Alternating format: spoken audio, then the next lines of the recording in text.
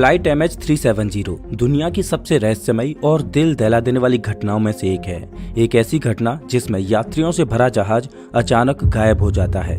इस जहाज को जमीन निगल गई या आसमान निगल गया, ये कोई नहीं जानता। ये बात है 8 मार्च 2014 की।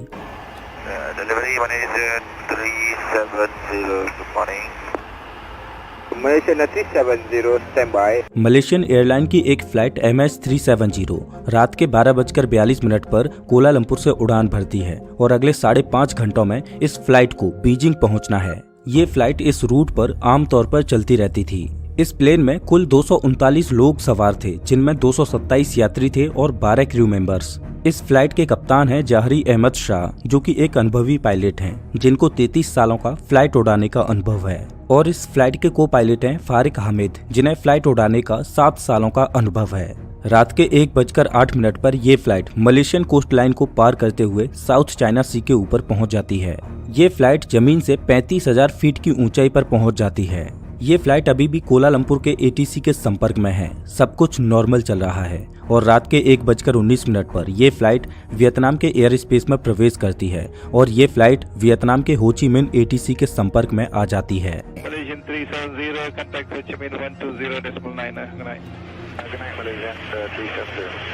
और फ्लाइट के कैप्टन कोलालंपुर ATC को गुड नाइट बोलकर आगे बढ़ते हैं और ये इस फ्लाइट से आने वाले आखिरी शब्द थे। वियतनाम एयर स्पेस में पहुंचने के करीब 2 मिनट बाद ये फ्लाइट कोलालंपुर ATC की रडार से गायब हो जाती है। अब कोलालंपुर ATC के लिए ये एक नॉर्मल बात थी, क्योंकि ये फ्लाइट उनसे बहुत दूर वियतनाम एयर स्पेस में पहुंच चुकी थी। लेकिन रहस्यमयी तरह से ये फ्लाइट वियतनाम की हो ची मिन ATC की रडार से भी गायब हो जाती है। हो ची मिन ATC बार बार इस फ्लाइट से संपर्क करने की कोशिश करती है, लेकिन उन्हें कोई जवाब नहीं मिलता। हो ची मिन ATC इस गायब हुए प्लेन के बारे में तुरंत कोलालंपुर ATC को बताती है। किसी को समझ नहीं आ रहा था कि ये फ्लाइट क्यों, कैसे और कहां गायब हो गई। और इस घटना के बाद फ्लाइट MH370 बन जाती है इतिहास की सबसे बड़ी एविएशन की मिस्ट्री। नमस्कार दोस्तों, मैं हूं श्याम तोमर, स्वागत करता हूं आपका इस वीडियो में। सभी को लग रहा था कि किसी तकनीकी खराबी की वजह से फ्लाइट से संपर्क नहीं हो पा रहा। देखते ही देखते सुबह हो जाती है और सुबह 6:30 बजे इस फ्लाइट को बीजिंग में लैंड कर जाना चाहिए था, लेकिन ये फ्लाइट वहां पहुंची ही नहीं। तुरंत इस फ्लाइट को खोजने के लिए एक सर्च अभियान चालू किया जाता है और जहां पर फ्लाइट से आखिरी बार संपर्क टूटा था, उस जगह के कई 100 किलोमीटर के दायरे में समुद्र में छानबीन की जाती है। ये सर्च अभियान इतना बड़ा था कि इस फ्लाइट को ढूंढने में 7 देशों ने अपने अपने शिप्स और एयरक्राफ्ट्स को इस सर्च अभियान में शामिल किया। इस प्लेन को ढूंढते ढूंढते करीब 3 दिनों से भी ज्यादा का समय गुजर जाता है, लेकिन खोजी दल को इस फ्लाइट का कोई भी सुराग हाथ नहीं लगता। इस घटना के करीब 4 दिन बाद 12 मार्च 2014 को इस फ्लाइट से संबंधित एक और रहस्य सामने आता है, जिसने सबके होश उड़ा दिए। दरअसल ये फ्लाइट सिविलियन रडार से तो गायब हो चुकी थी, लेकिन अभी भी मिलिट्री की एक रडार इस फ्लाइट को ट्रैक कर रही थी। इस फ्लाइट के बारे में मिलिट्री की रडार से मिले डेटा ने सबको चौंका दिया। दरअसल मिलिट्री रडार के डेटा के अनुसार जब ये फ्लाइट वियतनाम एयर स्पेस में पहुंची और सिविलियन रडार से गायब हुई, उसके बाद इस फ्लाइट ने राइट टर्न लिया और उसके बाद यू टर्न लेकर वापस मलेशिया की ओर उड़ने लगी। और 31 मिनटों के बाद जहाज ने पिनांग शहर को पार करते हुए मलक्का स्ट्रेट की ओर टर्न लिया और ये फ्लाइट अंडमान और निकोबार आइलैंड की ओर उड़ने लगी। रात के 2:22 तक मिलिट्री की रडार ने इस जहाज को ट्रैक किया। उसके बाद जहाज मिलिट्री की रडार की पहुंच से भी दूर निकल गया। अभी तक जिस जगह पर प्लेन को ढूंढा जा रहा था, वहां तो कोई प्लेन था ही नहीं। इस घटना ने अब एक नया मोड़ ले लिया था। आखिर ये प्लेन कहाँ गया? इस प्लेन को जाना था सीधा, लेकिन इसने यू टर्न क्यों लिया और ये इंडियन ओशियन की ओर क्यों पहुंचा? और मिलिट्री रडार से गायब होने के बाद ये प्लेन किधर मुड़ा? सवाल अनेक थे, लेकिन जवाब कोई नहीं। अब खोजकर्ताओं के पास एक और बड़ी चुनौती थी, इंडियन ओशियन के एक बड़े भाग में सर्च अभियान करना। जो रेस्क्यू टीम अभी तक प्लेन को गल्फ ऑफ थाईलैंड और साउथ चाइना सी में ढूंढ रही थी, उसने अब इंडियन ओशियन के इस भाग में प्लेन को ढूंढना शुरू कर दिया। कई दिनों तक खोजबीन करने के बाद भी इस एरिया में भी प्लेन का कोई अता पता नहीं चला। इस प्लेन की गुत्थी को अभी तक कोई समझ ही नहीं रहा था कि कुछ दिन बाद इस कहानी ने एक और नया मोड़ ले लिया और सबको हैरान कर दिया। अगले कुछ दिन बाद पता चलता है कि ये प्लेन अपनी यात्रा के दौरान बार बार एक सैटेलाइट से कांटेक्ट करने की कोशिश कर रहा था। दरअसल ये बोइंग 777 जहाज था जिसमें सैटेलाइट से ऑटोमेटिक कम्युनिकेट करने की तकनीक थी। इस जहाज ने हर एक घंटे के बाद इनमार्सैट से संपर्क करने की कोशिश की। इस सैटेलाइट डेटा को डिकोड करने के बाद पता चला कि जब ये जहाज मिलिट्री रडार से गायब हुआ उसके बाद इसने एक और टर्न लिया और अगले 5 घंटों तक इसी दिशा में लगातार इंडियन ओशियन के ऊपर उड़ता रहा और इस प्लेन ने सुबह 8:19 पर आखिरी बार सैटेलाइट से संपर्क बनाने की कोशिश की। इन्वेस्टिगेटर्स ने जब सैटेलाइट के कॉम्प्लेक्स डेटा को एनालाइज किया और जहाज की स्पीड और उसमें मौजूद फ्यूल से जब जहाज की मैथमेटिकल कैलकुलेशंस की तो उन्होंने ऑस्ट्रेलिया से करीब 2000 किलोमीटर वेस्ट में इंडियन ओशियन के इस कर्व एरिया में जहाज के होने की आशंका जताई। और इसके बाद शुरू होता है दुनिया का सबसे बड़ा सर्च ऑपरेशन और एक बड़े स्तर पर समुद्र के इस भाग की तहकीकात शुरू होती है, लेकिन इस जहाज का कोई नामो निशान नहीं मिलता। फिर अप्रैल 2014 के बाद समुद्र के ऊपर चलने वाले सर्च ऑपरेशन को बंद करके डीप ओशियन सर्च को चालू किया गया, जिसमें आधुनिक तकनीक से समुद्र के नीचे की मैपिंग की गई और जहाज को सालों तक ढूंढा जाता रहा। ये सर्च ऑपरेशन दुनिया का सबसे महंगा सर्च ऑपरेशन था और लगातार 3 सालों तक इस जहाज की खोजबीन चलती रही, जिसमें $160 मिलियन का खर्चा आया, लेकिन इस जहाज का कोई अता पता नहीं चला और 3 सालों के बाद सर्च ऑपरेशन को बंद करना पड़ा। हालांकि इस प्लेन का तो कोई अता पता नहीं चला, लेकिन इस प्लेन के गायब होने के 1 साल बाद मेडागास्कर के एक आइलैंड पर इस जहाज का एक टुकड़ा मिला जो समुद्र की लहरों के साथ इस आइलैंड पर पहुंच गया। ये जहाज का फ्लैपरॉन था। ये प्लेन का वो हिस्सा होता है जो लैंडिंग के समय काम आता है। जब इस फ्लैपरॉन पर रिसर्च की गई तो इस जहाज के एक खौफनाक मंजर से पर्दा उठता है। एक्सपर्ट्स का मानना था कि जब ये जहाज समुद्र में क्रैश हुआ तो ये अपनी नोज के बल पानी से टकराया, जिससे ये माना जाने लगा कि फ्लाइट 370 को जानबूझकर क्रैश कराया गया था। आखिर इस फ्लाइट को क्यों क्रैश कराया गया था और इसके पीछे किसका हाथ था, इसकी छानबीन के लिए मलेशियन पुलिस ने तहकीकात की तो इन्वेस्टिगेशन के दौरान इस फ्लाइट से संबंधित कई और राज निकलकर सामने आए, जिसने सबको चौंका दिया। पहले तो ये माना जा रहा था कि इस फ्लाइट में शॉर्ट सर्किट की वजह से आग लगी होगी, जिससे प्लेन का कम्युनिकेशन सिस्टम काम करना बंद कर गया होगा।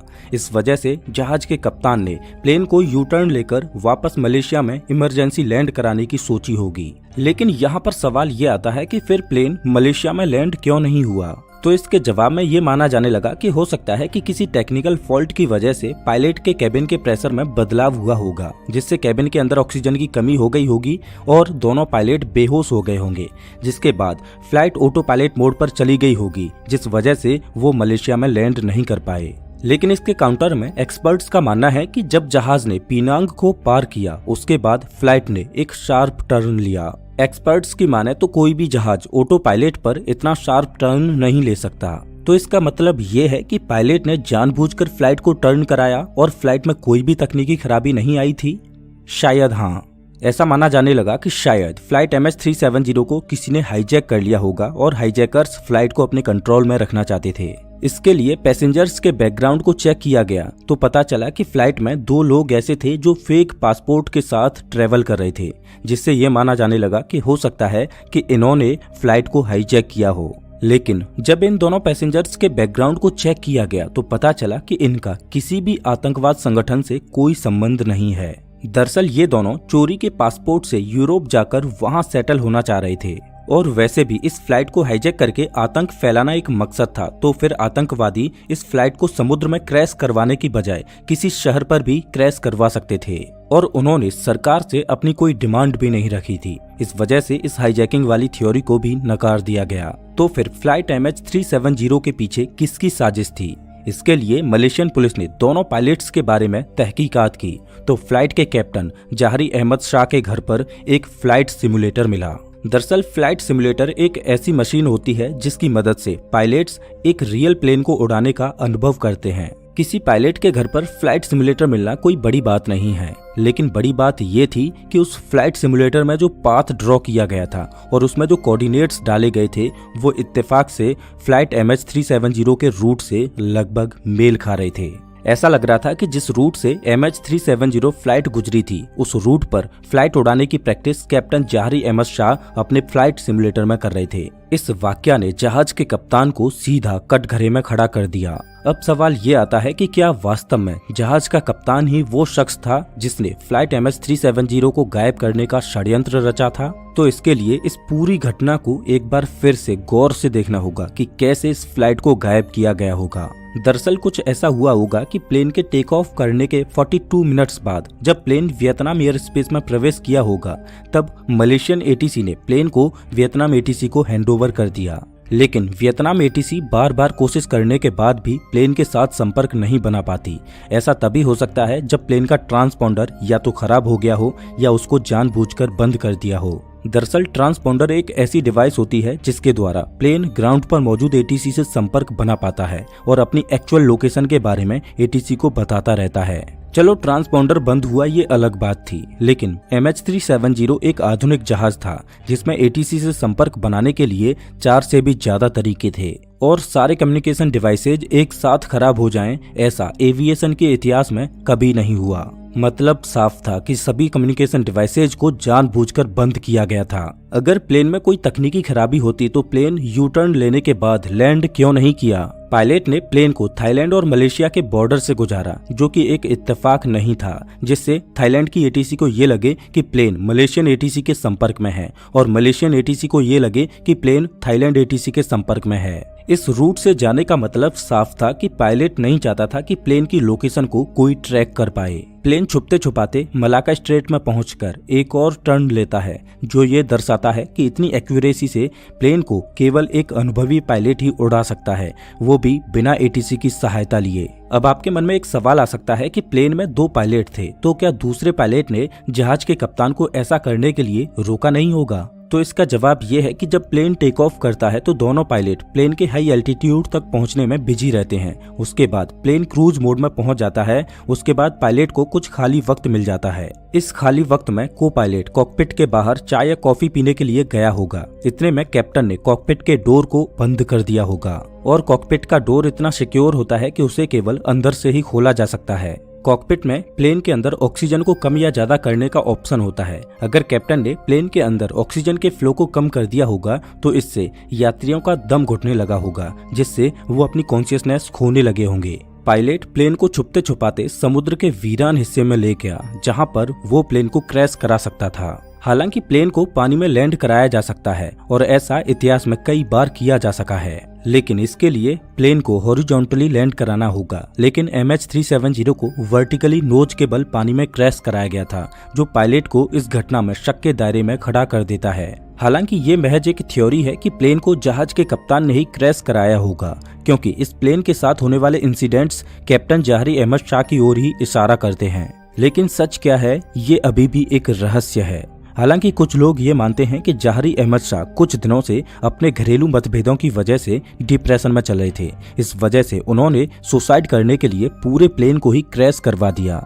हालांकि इन बातों में कितनी सच्चाई है ये भी कोई नहीं जानता, लेकिन सच तो ये है कि MH370 के साथ 239 लोग गायब हुए थे, जिनका आज तक कोई अता पता नहीं है।